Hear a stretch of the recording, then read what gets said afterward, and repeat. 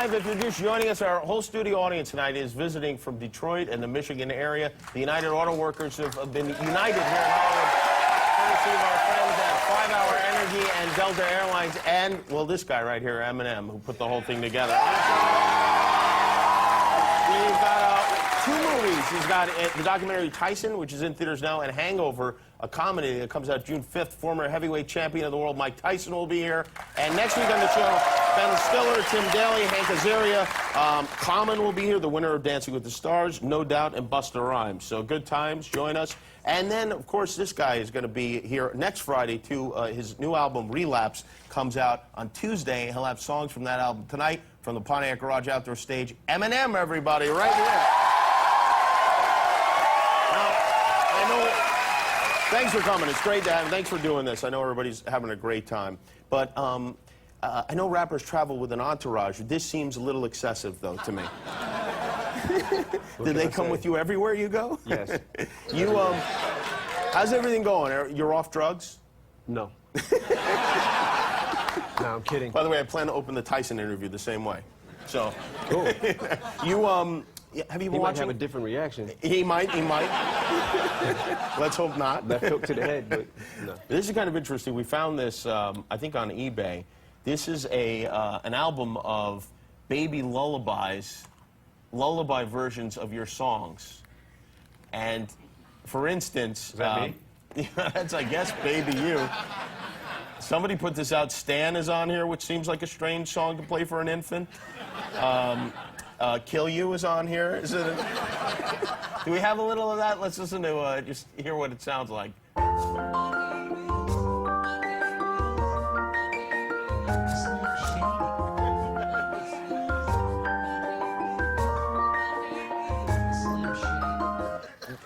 That is,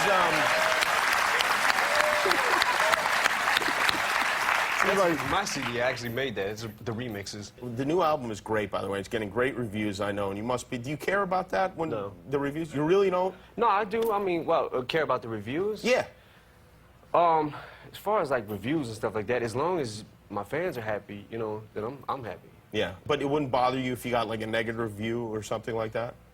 If I got, like, 1 star? Yeah, you got 1 star. Of course it would. It would bother me. I'd lose my freaking mind. I think anybody that says it wouldn't bother them is got to be lying, right? I mean, because it's a person saying, "Oh, this is terrible." It's something that I mean, but it's it's critics, and I guess it's their job to at the end of the day, that's what they do, and I guess that's maybe all they do. So I guess so. Now there are there are a number of shout-outs to various celebrities on the record. I'm guessing most of them won't be excited about the fact that they're named on the record. Do you have? Is it make it uncomfortable for you to go to like anything when you're? I mean, you were laying waste to so many of these stars on your records.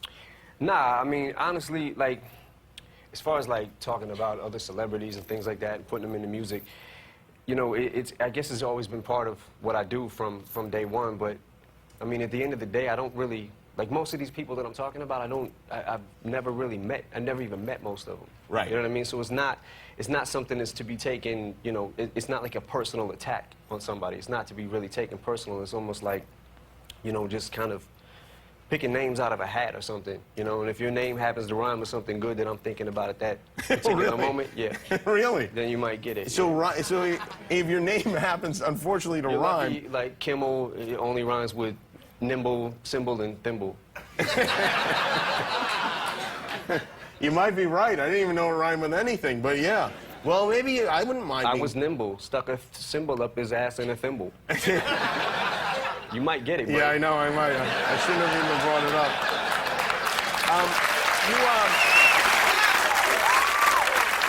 Dr. Dre, is he your actual doctor?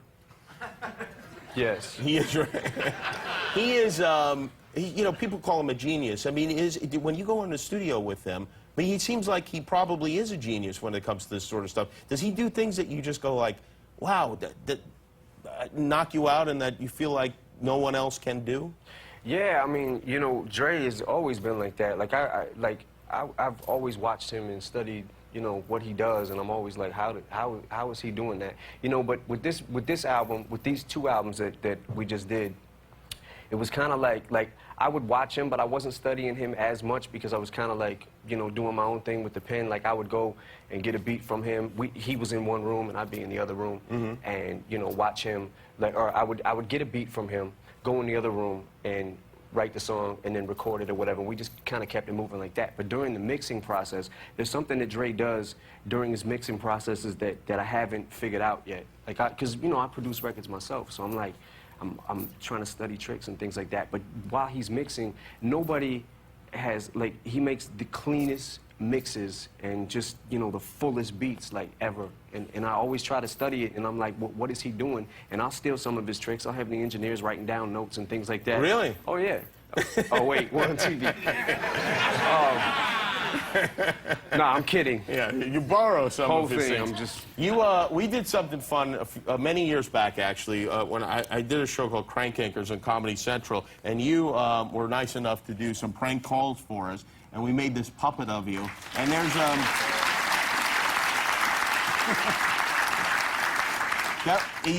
I know you are a crank caller, a habitual crank caller. At least I used to be.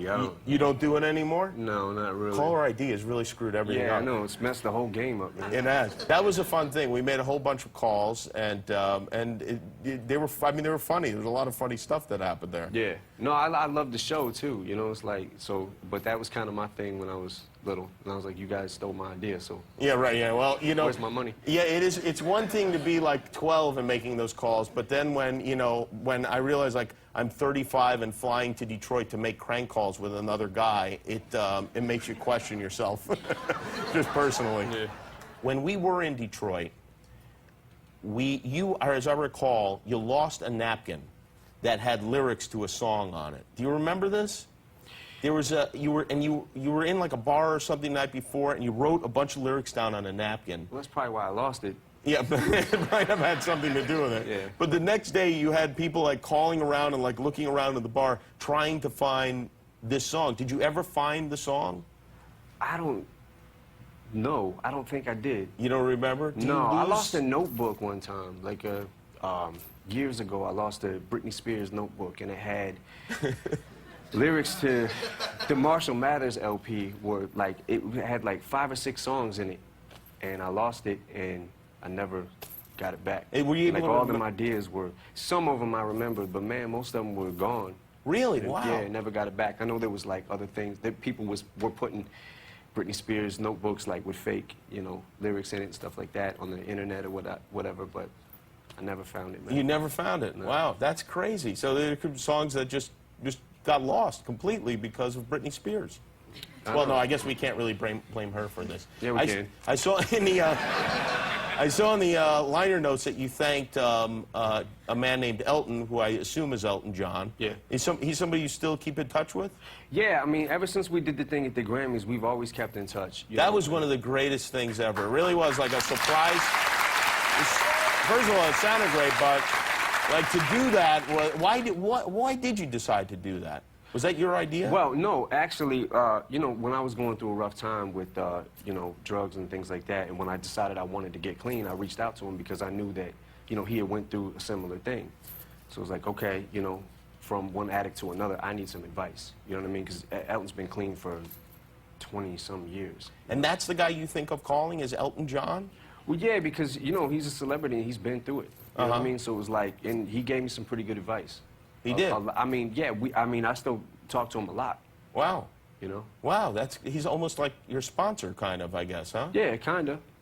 I mean, I have a sponsor, but he's, you know, he's there, man. Yeah. He was called, there was a while, for a while, it was like he was calling me every other day to check on me from wherever he was at. You know what I mean? Because, you know, I just told him, like, yo, I need some advice because I'm going through it right now. You know? Wow, wow.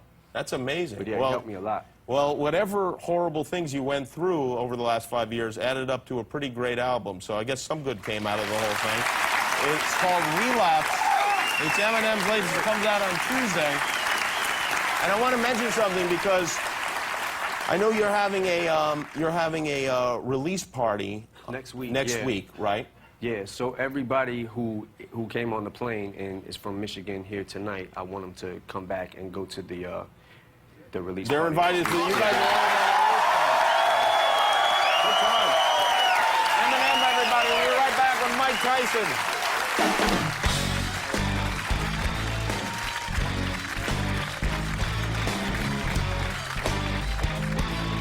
The Jimmy Kimmel Live Concert Series, powered by the Pontiac Vibe.